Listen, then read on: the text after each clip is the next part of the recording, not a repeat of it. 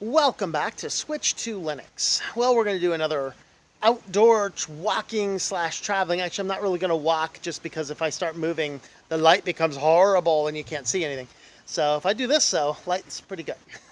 But anyway, see, it's a live stream. Actually, it's a live river, but what can we say? So, of course, as many of you guys know, I do travel, and I do this channel entirely from the road.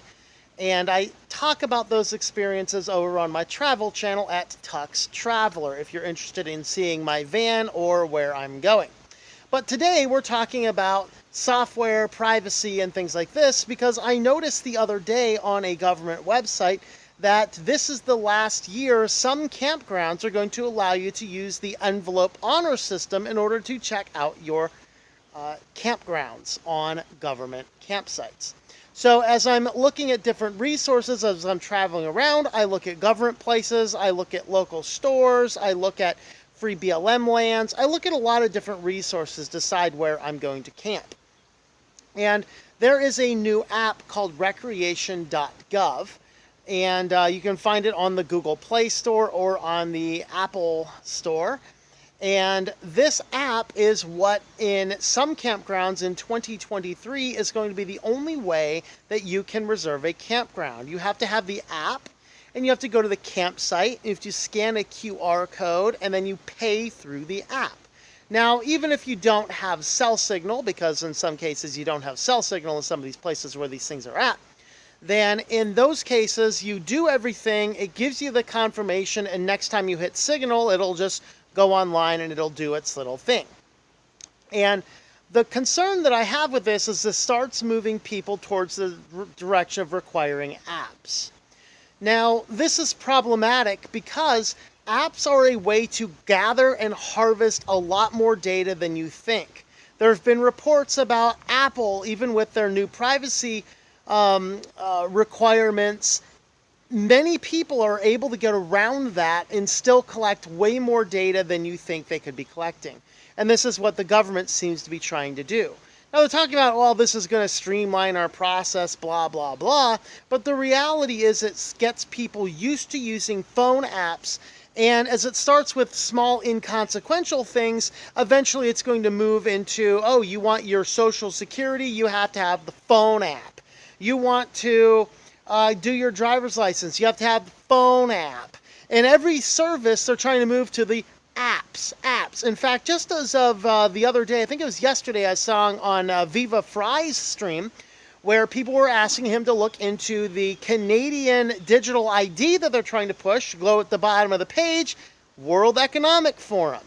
And he had not yet confirmed that. People were leaving that in the comments. That doesn't surprise me because World Economic Forum is all over that type of stuff.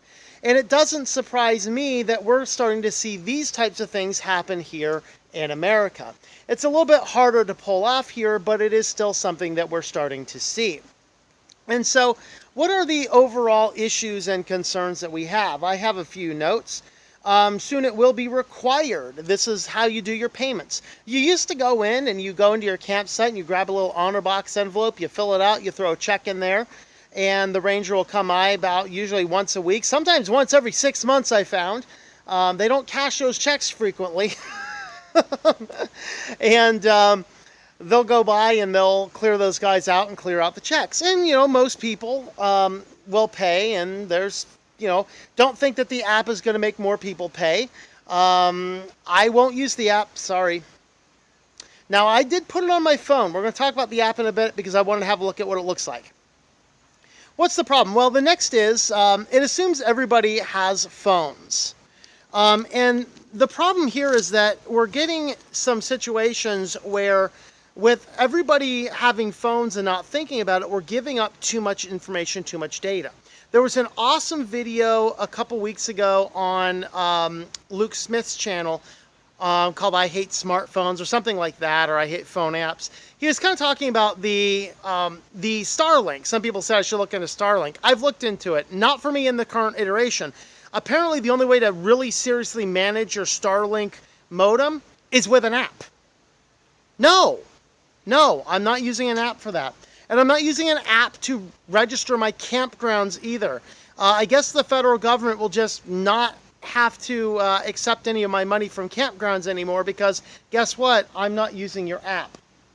I don't mind your honor envelope. Make both ways an option. That's fine.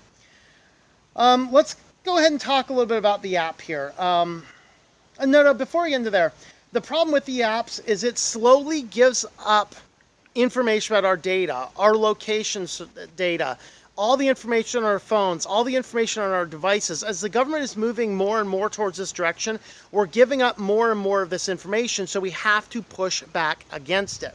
All right, so let's talk about the app, recreation.gov. The bad news is you can only get it on Google Play Store and on the App Store. Now, of course, you can download on Aurora Store, so that's where I put it on my Lineage phone without any Google Play services. I looked at a few other camping apps. I have a few on different phones that I use from time to time. Recreation.gov is one of the ones that does not require Google Play services. The Dirt is the other one. The Dirt is a commercial app. That is the one I would use if you're looking for campsites. Here is on Google. It requires location services. Now you say, oh, that's horrible. Well, the fact of the matter is, it's not all that horrible because the idea is, where's a campground near my location? I can understand why it asks for location services. It wants access to photos and media. Presumably, if you want to leave a review on a campground and include a photo. Storage, obviously, the camera if you want to take a picture, Wi-Fi, and startup services. Now, the overall principle is since the app does not have Google Play services, does not require them, it does not seem to collect our contacts or things like that. I trust it more than I would trust some other apps, which is kind of funny to say. Sure, I'll trust the government app. That's frightening. But based on the fact that I can run it on a Lineage phone without Google Play services and it seems to work, that's fine. The problem is I'm not putting my payment information onto it and I'm not automatically paying with my credit card for a campsite when I find it in the middle of nowhere. And what we start to see with this is that the government is going to start in very slow with things like a phone app for recreation, and then they're going to slowly move into apps with other services as well. And eventually, if you do not have a phone connected to an account, connected to all your personal data, you will start to become excluded from government services, which could eventually include things like driver's licenses. If we ever get full government IDs and things like that, those will be tied in. And the fact of the matter is, I'm not doing that. So what do? Well, we have to live without it. So I guess going forward, any campground from the government that requires me to have the phone app, I guess I just won't be staying there. I don't usually stay at big campsites anyway, so I'm not sure how it's going to affect me in the long run. Mostly I do staying at BLM land, which you don't usually have to register for, reserve campsites or anything like that. So it doesn't seem to affect me very much, except it does cut out a few of the options I've used. Now, other campgrounds, the one campground I recall that I have stayed at from the National Forest Service is north of Los Angeles. There's a really good one there that is free with your government land access pass. So that was cool, just need to display the pass. So that's probably what I'll do for a while, is if these campsites are like doing this, well, let's display the pass, see if anybody says anything. But the fact of the matter is the government is starting to push us into apps, and the ultimate end run is whether or not it's intentional or not, they're going to have access to more data and more information than they have business to. Do I smell the World Economic Forum behind this? Oh yeah, I do. That bad odor of old Germans is all over it. Is that you, Schwab, that I smell? I do. And by the way, the app is developed by a company that started at least out of Canada. I think they're registered in the United States now, but they started out of Canada. So it was a Canadian company that developed the app.